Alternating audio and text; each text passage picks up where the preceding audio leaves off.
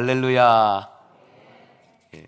아까 광고에서 잠깐 말씀드린 것처럼 10월 6일부터 시작해서 오늘 27일까지 엘림 기도회를 우리가 매일 밤 8시에 모였고 주일은 주일 예배를 통해서 은혜를 나누었습니다.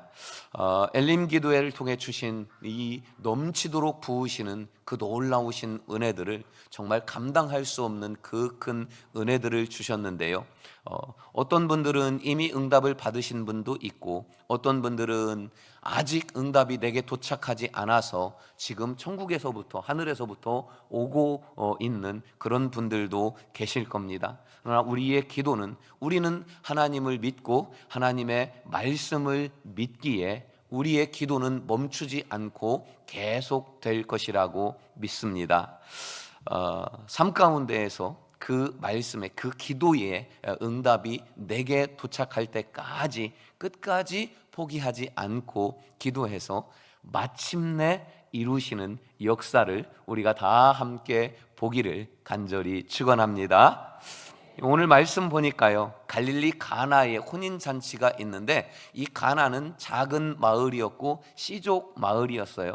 예수님도 그 시족에 포함이 되었기에 이곳에 함께 있었는데 잔치 3일째 되던 날에 대형 사고가 터집니다. 잔치는 7일 동안 지속되어야 되는데 절반도 안 온 이 3일째에 포도주가 떨어졌어요. 이 포도주는 갑자기 많은 양을 구할 수 있는 방법도 없어요. 그래서 이것은 보통 사건이 아닙니다. 오늘날로 쳐도 엄청난 대형 사건이었고 이 사고를 수습할 수 있는 방법도 없어요. 근데 이 사고를 어떻게 수습을 했느냐? 예수님의 어머니 마리아가 수습할 수 있는 길을 찾아서 수습을 잘 했습니다. 그래서 그 잔치는 많은 사람들의 축복 속에서 큰 잔치로서 조금도 손색이 없는 잔치가 되었다 하는 거예요. 오늘은 이 물이 포도주로 바뀌는 기적을 우리가 다 알고 있지요. 이 기적에 초점을 두는 것이 아니고 기적의 과정, 그 과정 속에서 우리가 초점을 두고 은혜를 잠시 나누려고 합니다. 그럼 왜 과정에 초점을 두어야 하는가? 이런 잔치에 큰 대형 사고가 터진 것은 오늘날 우리의 삶 속에서도 감당하기 어려운 큰 일들이, 사고들이 얼마든지 터질 수 있다는 거예요. 그리고 이 사고를 감당할 수 없지만 잘 찾아보고 그리고 해결할 수 있는 길을 찾아보면 그 과정 속에서 해결도 해 나갈 수 있다는 거예요. 나에게는 능력이 없지만 우리에게 함께 계신 주님이 계시기 때문에 그러면 그 주님을 의지해서 어떻게 이런 기적을 우리가 삶 속에서 맛보고 누리고 어떻게 이 기적을 통해서 문제를 해결해 갈까? 과정을 통해서 은혜를 몇 가지만 나누려고 합니다. 이 기적의 첫 번째 은혜는 문제보다 단서에 주목할 때에 누릴 수 있다는 겁니다. 1절과 2절 말씀을 우리 함께 보십니다. 사흘째 되던 날 갈릴리 가나에 혼례가 있어 예수의 어머니도 거기 계시고 예수와 그 제자들도 혼례 청함을 받았더니 문제의 단서에 주목하라. 단서가 뭐냐면은 문제의 실마리예요. 실마리가 뭐냐? 처음 어떻게 문제를 풀어갈까 하는 그 처음이라는 거예요. 여러분 그 쌀포대 아시지요? 그 실로 이렇게 묶여져 있는데 그 실마리, 실이 풀려지는 처음을 정확하게 잘 잡아내서 그저 풀기만 하면 그러면은 그 포대도 상처 없이 술술 풀리게 되는 겁니다. 이것처럼 이 문제의 실마리, 단서에 주목을 했더니 그 실마리의 처음 시작이 누구냐? 처음 시작이 바로 주님, 예수님이었다는 거예요. 그 문제를 풀고 실을 풀고 풀어서 문제를 멋지게 해결해 갔더니 그 끝에 누가 있냐? 끝에 주님이 계시더라는 겁니다. 문제 만날 수 있어요. 어려운 문제 우리 얼마든지 만날 수 있습니다. 근데 그 어려운 문제를 만나면 우리는 당황하게 돼요. 잘 생각도 나질 않고 무얼 어디서부터 어떻게 해야 할지 모르는 사람처럼 발만 동동 구르고 당황하게 되는 것이 보편적인 사람들의 그런 모습이더라는 거예요. 그렇지만 이 실마리를 정확하게 찾으면 주님으로부터 시작해서 주님으로 끝난다는 것을 우리는 깨닫게 됩니다. 왜입니까? 하나님이 이 세상을 창조하셨고 마지막에 심판을 하시는 시작과 끝이요 처음이자 마지막이요 알파와 오메가가 바로 하나님이기 때문에 모든 인생의 문제 역시도 시작과 끝의 그 실마리가 주님께 있다는 것을 우리는 깨닫기를 원합니다. 주님은 어디에 멀리에 계시지 않아요. 문제의 현장에 계십니다. 주님은 문제가 터진, 대형 사고가 터진 그 잔치 자리에 주님이 계셨어요. 주님을 보고도 실마리를 찾지 못하는 사람들이 얼마나 많은지 모릅니다. 주님을 찾고 내 곁에 있고 문제 옆에 있는 그 주님을 붙잡고 늘어지고 주님께 기도하고 부르짖고 문제를 주님께 던져놓고 간절히 부르짖으면서 이 문제 나는 해결하지 못하니 주님이 알아서 하십시오 하고 억지를 쓰라는 거예요. 왜요? 하나님이 성경에 그렇게 말씀해 주셨습니다. 부르짖으라, 억지를 써라, 대굴대굴 굴러봐라. 그러면 하나님께서 만나주시고 응답해 주시고 해결해 주신다고 하나님의 말씀 성경에 기록해 주셨기 때문에 우리는 하나님의 말씀을 믿고 말씀대로 하면 되는 것입니다. 사랑하는 여러분, 문제 우리는 만날 수밖에 없어요. 그 문제의 단서 실마리는 주님으로부터 시작하면 어떤 문제든 어떤 어려운 것이든 술술 풀리고 해결할 수 있으니 주님을 찾아서 주님 앞에 부르짖고 기도하고 주님으로부터 문제 해결을 얻을 수 있는 우리 모두가 되기를 주의 이름으로 축원합니다. 두 번째 함께 보실 것은 시작. 하인처럼 말씀에 순종하라. 하인처럼 순종하면 됩니다. 주님을 찾고 붙들고 늘어지고 내 문제 다 주님께 던져놓고 부르짖을 때마다 즉각적으로 마치 자판기에서 300원 넣으면 커피가 자동으로 나오는 것처럼 응답이 바로바로 나타나면 얼마나 좋겠습니까? 그런데 주님은 그렇지는 않아요. 과정이 또 필요해요. 여러분, 과정의 핵심이 뭐냐? 바로 순종이라는 겁니다. 하나님은 이 과정, 순종을 하는지 안 하는지 우리의 모습을 보시면서 우리의 그 문제 해결의 과정, 실마리를 어떻게 찾고 어떻게 풀어가는지 과정을 보시면서 우리의 분량을 체크해 보십니다. 언제 응답하실지, 어떻게 응답하실지, 얼마만큼 부어주실지, 이러한 하나님의 응답의 계획들을 우리의 과정의 모습을 보시면서 하나님은 조율을 해 나가시는데 그 보시는 핵심이 바로 순종이라는 겁니다. 순종하는지 안 하는지 그것을 보셔요. 오늘 본문 5절 말씀을 보니까요, 그의 어머니가 하인들에게 이르되 너희에게 무슨 말씀을 하시든지 그대로 하라. 순종하라고 미리 말씀해 놓으세요. 순종이 가장 핵심이기 때문에 순종을 말씀하셔요. 그럼 저들이 순종했을까요? 안 했을까요? 7절과 8절을 우리 함께 읽으십니다. 예수께서 그들에게 이르시되 항아리에 물을 채우라 하신즉 아기까지 채우니 이제는 떠서 연회장에게 갖다 주라 하심에 갖다 주었더니.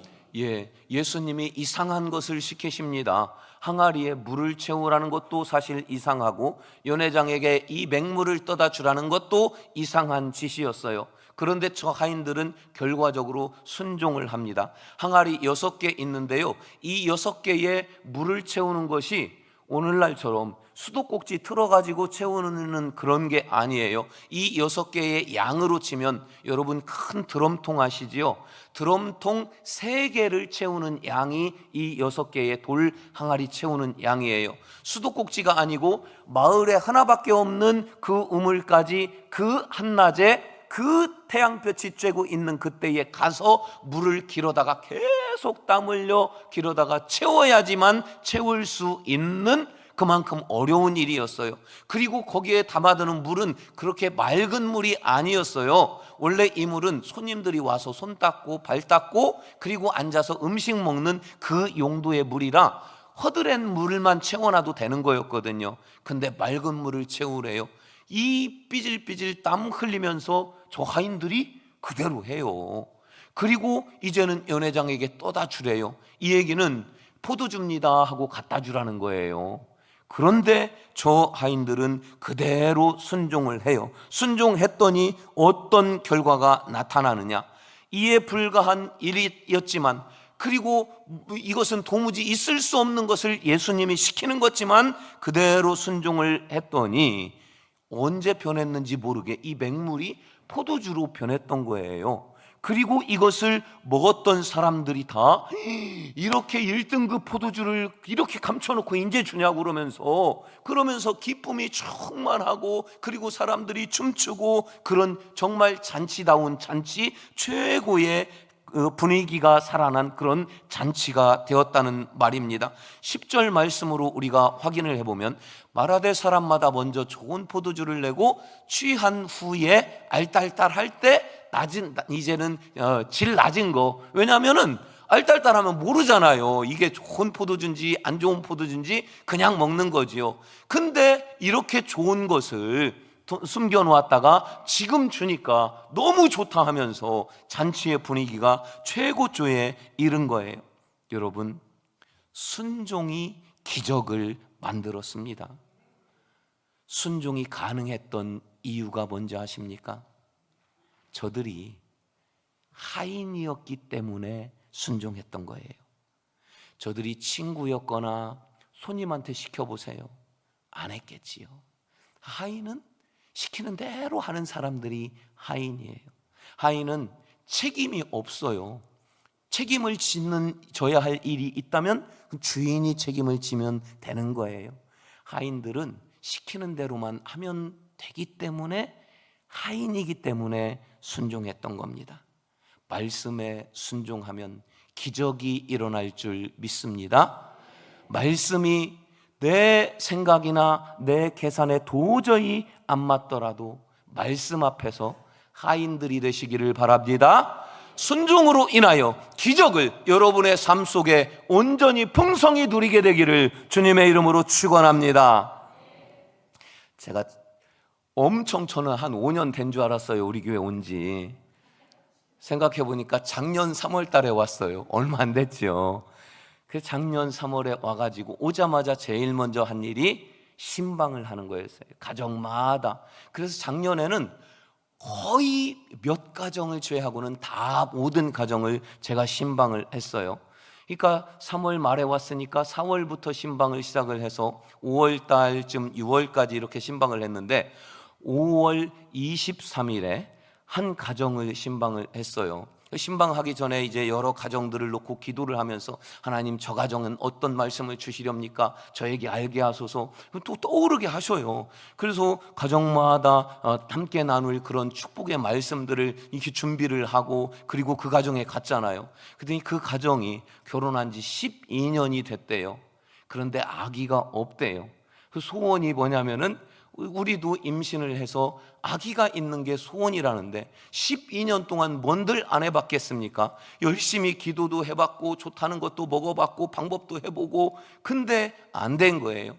막 희망을 가졌다가 기도했다가 포기했다가 다시 희망을 가졌다가 기도했다가 포기했다가 아마도 몇 번을 반복을 했겠지요.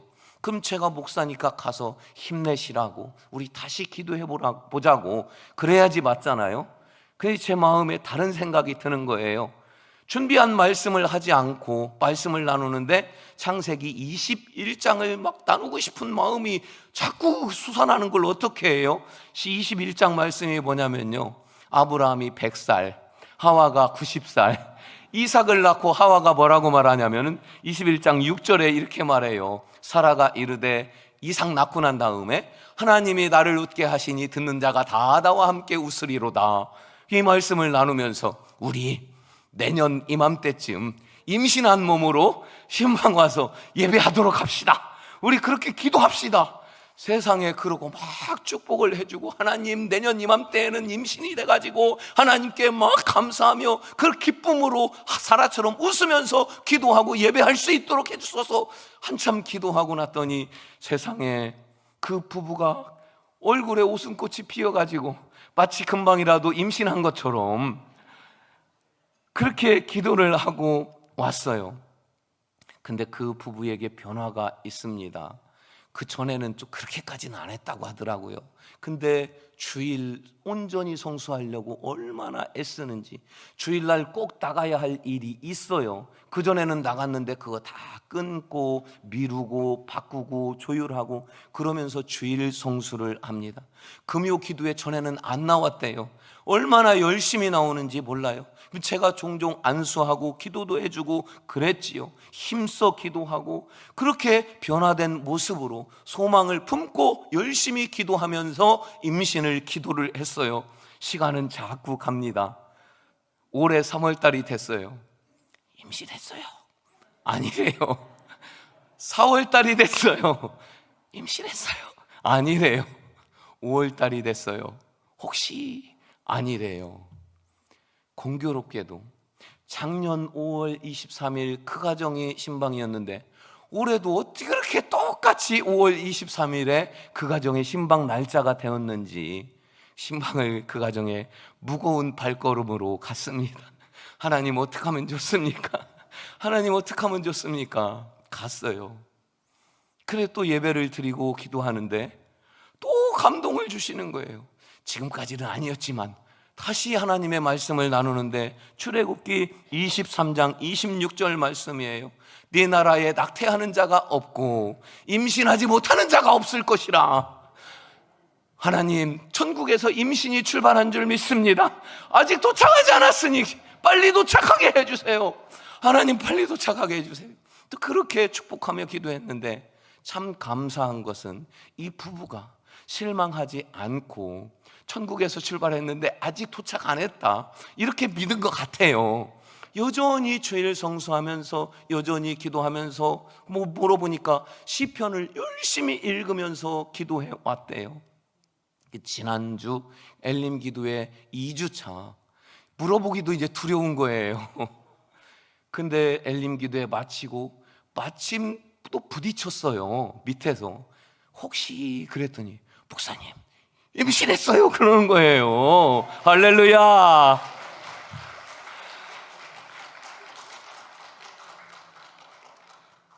조금만 더 지켜보고 목사님에게 이야기하려고 그랬는데 목사님이 물어보니까 지금 말씀드립니다. 임신했어요 그러는 거예요. 걱정하실 거 없어요. 이 말씀대로 낙태하는 자 없고 임신하는 자 없는 줄 믿습니다. 살아계신 말씀대로 이루어질 줄 믿습니다. 그렇게 작년 5월 달에 신방을 하고 제가 집에 와서 아내에게 조금 이제 잔소리를 들었겠지요. 여보 어떡하려고 그렇게 선포를 해놓냐고. 근데 제 아내가 저보다 더 마음이 졸이는 거예요. 얼마나 그 가정의 임신을 위해서 저보다 제 아내가 더 열심히 기도한 거예요. 우리 남편 목사님이 저렇게 선포해 놨으니 하나님 책임져 주세요. 책임져 주세요. 그래서 그날 소식을 듣고 집에 가서 여보 임신 그랬더니 둘이 손 붙잡고 펄쩍펄쩍 뛰면서 저는 마치 우리가 임신한 것처럼 얼마나 기쁘고 하나님께 감사했는지 모릅니다. 여러분 오늘 9절 말씀 함께 보실까요? 함께 9절 말씀을 읽으십니다. 연회장은 물로 된 포도주를 맛보고도 어디서 났는지 알지 못하되 물떠온 하인들은 알더라. 하인들은 알아요. 사람들은 아무도 모릅니다. 그냥 좋은 포도주, 맛있는 1등급 포도주구나 하면서 춤추지만 이 포도주가 어떤 기적에 의해서 만들어진 포도주인지 저들은 모르지만 하인들은 알더라. 여러분, 기도한 사람은 압니다. 간절히 마음 졸이며 믿으며 기도한 사람들은 이 기적이 어떻게 이루어졌는지, 하나님이 얼마나 나를 사랑하시는지, 이 기적으로 인하여 하나님께 얼마나 감사한지 기적의 그 맛을 순종한 사람들은 압니다. 여러분, 순종으로 말씀이 여러분 삶의 증거로 나타나서 순종의 맛을, 기적의 맛을 누릴 수 있게 되기를 주님의 이름으로 축원합니다. 세 번째 함께 보실 말씀은 예수님의 제자로 살아가라. 11절 말씀 우리 함께 보실까요? 예수께서 이 표적을 갈릴리 가나에서 행하여 그의 영광을 나타내심에 제자들이 그를 믿으니라. 첫 표적이라고 말씀하셔요. 기적은 무엇이고 이적은 무엇이며 표적은 무엇일까요? 표적을 제자들이 믿었다. 그리고 다음 절은 따랐더라 이렇게 말씀하시거든요. 여러분, 성경에 종종 기적이라는 말씀이, 그런 단어가 나와요. 기적은 간절히 기도하고 간절히 구하고 원하던 그 일인데 내 힘이나 능력으로는 안 돼요. 근데 이 놀라운 일이 실제로 딱 하나님이 이루어 주셨을 때 그것을 기적이라고 해요. 이적은 뭐냐? 이적도 성경에 자주 나와요. 이적은 그 기적이 딱 일어났는데 나하고는 상관없어요. 뭐 기적은 일어났는가 보다, 이렇게 기적은 기적이지만 나하고는 상관이 없을 때 이적이라고 표현을 해요. 그럼 표적은 뭐냐? 기적이 일어났어요. 그 기적을 내가 누려요. 그 기적을 내가 누리는 걸로 끝나는 것이 아니고 하나님께 감사하고 찬양하고 영광을 올려드리고 내 삶의 변화로 나타나요. 이럴 때 표적이라고 합니다. 그러니까 저 포도주를 마신 사람들은 이게 기적인지 뭔지 몰라요. 기적은 분명히 일어났어요. 기적의 포도주를 내가 마셔요. 그렇지만 그 사람들하고는 상관이 없는 거예요. 이 마신 사람들에게는 이적이에요. 그러나 이 기적이 무슨 일인지를 알아요. 이 하인들에게는 이것이 기적이었던 것이에요. 그러나 여기에 멈추지 않고 이 기적으로 인하여 하나님께 영광 올려드리고 주님을 따르는 사람들이 있었는데 그들이 바로 제자였던 거예요. 그래서 이적이냐 기적이냐 표적이냐, 여러분, 우리의 기도는 분명히 반드시, 우리는 언제인지는 모르지만 응답이 분명히 이루어진다는 것을 믿으시기 바랍니다. 그것은 기적이 아니고 표적이 되어야 합니다. 그 기적으로 말미암아 하나님께 영광 돌리고 하나님을 따르는 제자의 삶을 살아가는 표적으로 받으실 때 우리에게는 은혜가 더욱 넘치는 줄 믿습니다. 이제 말씀을 정리하려고 합니다. 여러분, 저들은 하인이었죠. 하인이기 때문에 순종할 수 있었고 우리는 하인이 되어야 합니다. 그런데 하인은 두 개의 하인이 있어요. 두 단어인데요, 하나는 둘로스고 하나는 디아코노스예요. 둘 다 하인인데요, 둘로스는 노예, 무조건 순종이나 복종할 수밖에 없는 노예. 근데 디아코노스는 자원봉사자 같은 개념이에요. 혹은 오늘 하루만 일당 받고 일하는 사람들, 자기 의지로 내가 도와줄게 스스로 하인이 된 그런 사람들이에요. 그러니까 디아코노스, 오늘 여기에 등장한 하인들은 디아코노스예요. 그때만 임시적으로 자원봉사 혹은 일당으로 온 사람들이에요. 그래서 이 사람들은 너무 부당한 대우를 받는다거나 내 생각하고 도무지 안 맞는다거나 그러면은 에이 나 안 할래, 그리고 집어던지고 갈 수도 있는 그런 종류의 하인들, 디아코노스였어요. 그런데 이들이 예수님의 이상한 명령, 내 상식으로 이해 안 되는 명령이지만 그대로 순종한 것은 이들이 스스로 둘로스가 된 거예요. 나는 노예입니다. 나는 순종할 수밖에 없습니다. 그리고 순종했더니 기적을 맛보았던 거예요. 여러분, 우리는 하나님의 능력이 내게 도착하려면 이 디아코노스가 아니라 둘로스, 나는 하나님 앞에 무조건 순종합니다. 책임도 하나님의 몫입니다. 저는 무슨 능력이 있다고 제가 선포하겠습니까? 그저 말씀을 믿고 그리고 선포했더니 책임은 하나님께서 주시는 것입니다. 여러분의 기도들 믿음으로 기도할 때에, 그리고 책임은 하나님께 전가하고 하나님께 맡기고 나는 그저 말씀대로 순종하며 기도를 멈추지 않을 때에 마침내 우리의 삶 가운데 응답의 놀라운 역사와 영광이 나타날 줄 믿습니다. 이런 하인 같은 우리 모두가 되기를 주님의 이름으로 축원합니다.